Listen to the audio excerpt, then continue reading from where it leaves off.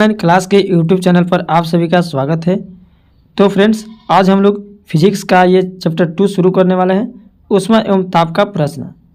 यदि आप government job की तैयारी करते हैं और आप जीके जीएस से रिलेटेड आपको कन्फ्यूजन रहता है तो आपको बिल्कुल भी चिंता नहीं करना है, क्योंकि हम आपके लिए यहाँ पे लेकर आ गए हैं GK GS for railway, banking, CSAT and other state exam के लिए। यह बहुत ही हेल्पफुल होगा। तो इस वीडियो को शुरू से लेकर अंत तक जरूर देखें। आप इस वीडियो में यहाँ पे जितने भी क्वेश्चन हैं ये सभी किसी न किसी एग्जाम में पूछा जा चुका है या पूछे जाने की संभावना है, तो इस वीडियो को शुरू से लेकर अंत तक जरूर देखें। चलिए इस वीडियो को शुरू करते हैं। तो पहला क्वेश्चन है, किस वस्तु के ताप में वृद्धि का अर्थ है वस्तु की, मतलब किसी वस्तु के ताप में वृद्धि का मतलब होता है कि वस्तु में क्या होगा। तो याद रखिएगा, उसमें ऊर्जा बढ़ जाती है उसमें। ठीक है, इसका सही उत्तर ए होगा। नेक्स्ट क्वेश्चन पर चलते हैं। ताप एवं तापमापी किस सिद्धांत पर आधारित है। तो इसका सही उत्तर होगा सीबेक के प्रभाव पर आधारित है। सीबेक, ठीक है, सीबेक क्या पर प्रभाव के आधार इस पर है। एक मनुष्य का तापक्रम 60 डिग्री सेल्सियस है तो उसका तापक्रम फ़ारेनहाइट में क्या होगा। तो फ़ारेनहाइट में निकालिएगा तो उसका आ जाएगा 140 फ़ारेनहाइट। ठीक है, सही उत्तर होगा 140 फ़ारेनहाइट, डिग्री फ़ारेनहाइट। सूर्य की ऊष्मा पृथ्वी पर निम्नलिखित में से किस प्रकार के संचार माध्यम से आती है। बहुत ही अच्छा क्वेश्चन है, एसएससी सीजीएल 2017 में यह पूछा जा चुका है।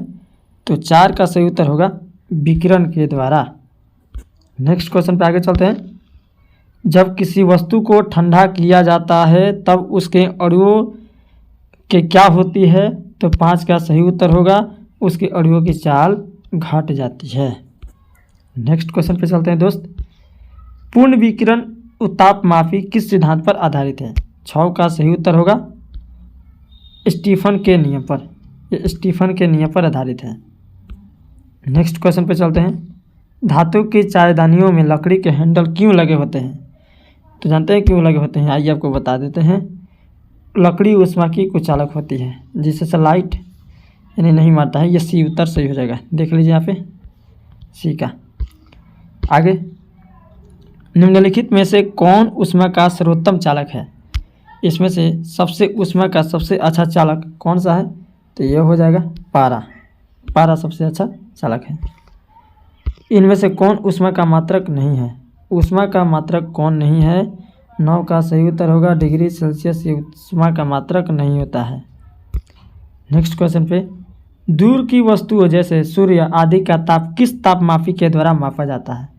बहुत दूर की वस्तुओं को ताप टेम्परेचर को कैसे मापा जाता होगा, सोचने वाली बात है दोस्त। 10 का सही उत्तर हो जाएगा क्या होगा बी नंबर, पूर्ण विक्रम तापमापी से, यानी इसका सही उत्तर होगा बी।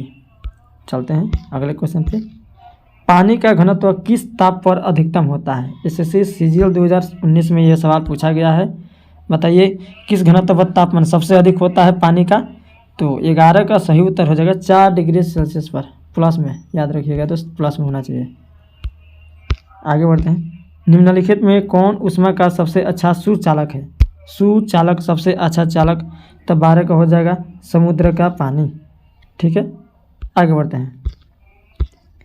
ताप का एसआई मात्रक है। आरआरबी एनटीपीसी 2016 में क्वेश्चन पूछा गया है। ताप का एसआई मात्रक है। ताप का एसआई मात्रक हो जाएगा केल्विन। ठीक है, केल्विन होगा। आगे बढ़ते हैं। निम्नलिखित तापमापियों में से किसे पायरोमीटर कहा जाता है। 14 का सही उत्तर हो जाएगा मेरे दोस्त 14 का सही क्या होगा, ये होगा विकिरण तापमापी। ठीक है, 14 का सही उत्तर होगा विकिरण तापमापी। 15 पर चलते हैं। लोलक घड़ियाँ गर्मियों में क्यों सुस्त हो जाती है। तो 15 का सही उत्तर होगा लोलक, ये देखिए इसका सही उत्तर ये है, लोलक की लंबाई बढ़ जाती है जिससे इकाई डोलन में होने समय बढ़ जाता है। ठीक है, इसलिए ज़्यादा टाइम लगता है। आणविक संगठन के द्वारा ऊष्मा का संप्रेषण क्या कहलाता है। तो 16 का सही उत्तर होगा संवहन कहलाता है। ठीक है, संवहन। नेक्स्ट क्वेश्चन पे, बर्फ़ पर दाब बढ़ाने से उसका क्वथनांक। तो बर्फ़ पर जैसे ही दाब बढ़ेगा उसका क्वथनांक घट जाएगा, याद रखिएगा। आगे बढ़ते हैं। निम्नलिखित में से कौन सही है। इसमें से 18 में बताना है कौन सही है। तो 18 में याद रखिएगा यही सही है। -32/9 या C बराबर C/5 ये सही है। एक फ़ारेनहाइट का फार्मूला है, तो बी नंबर सही है। 2 रेल पटरियों के माध्यम जोड़ पर एक छोटा सा स्थान क्यों जोड़ दिया जाता है? 19 का सही उत्तर होगा क्योंकि धातु गर्म करने पर फैलती है तथा ठंडी होने पर संकुचित हो जाती है, इसलिए जोड़ दिया जाता है, नहीं तो हो जाएगा दूसरा काम। निम्नलिखित द्रव में कौन सा ऊष्मा का बहुत अच्छा चालक है? बीपीएससी 2018 में क्वेश्चन पूछा गया है, तो ये इसका उत्तर हो जाएगा पारा। आगे बढ़ते हैं। द्रव तथा गैसों में ऊष्मा का स्थानांतरण निम्नलिखित में से किस विधि द्वारा होता है? 21 का सही उत्तर होगा संवहन विधि द्वारा। ठीक है, आगे बढ़ते हैं।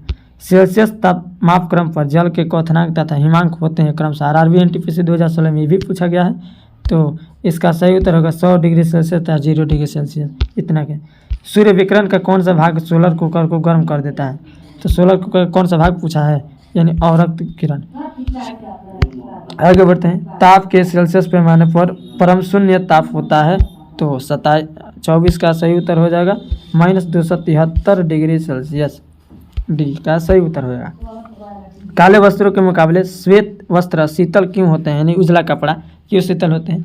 25 का सही उत्तर हो जाएगा मेरे दोस्त, उनके पास जो भी प्रकाश पहुंचता है उसे वे परावर्तित कर देते हैं, माने जितना तेजी से आता है वो उसी तरह से वो परावर्तित हो जाता है, उसी दिशा में चल जाता है।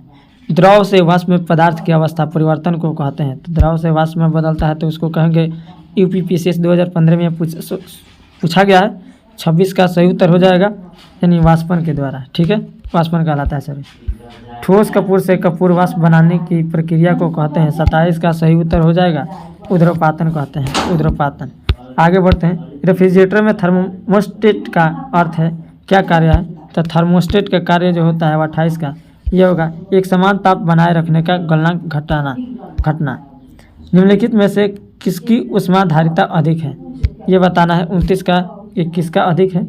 तो 29 का सही उत्तर हो जाएगा ए, ये हो जाएगा जल का। आगे बढ़ते हैं। न्यूटन का शीतलन नियम लागू तभी होता है जब संयुक्त होता है जब, तो 32 का सही उत्तर हो जाएगा, यानी ताप में अंतर बहुत ज़्यादा ना हो। तो आज के लिए इतना ही। आपको इस वीडियो से ये वीडियो कैसा लगा हमें कमेंट कर जरूर बताइएगा। अच्छा लगा होगा तो यहाँ पे लाइक भी कर दीजिएगा। मिलते हैं किसी नए वीडियो में नए टॉपिक के साथ। जय हिंद।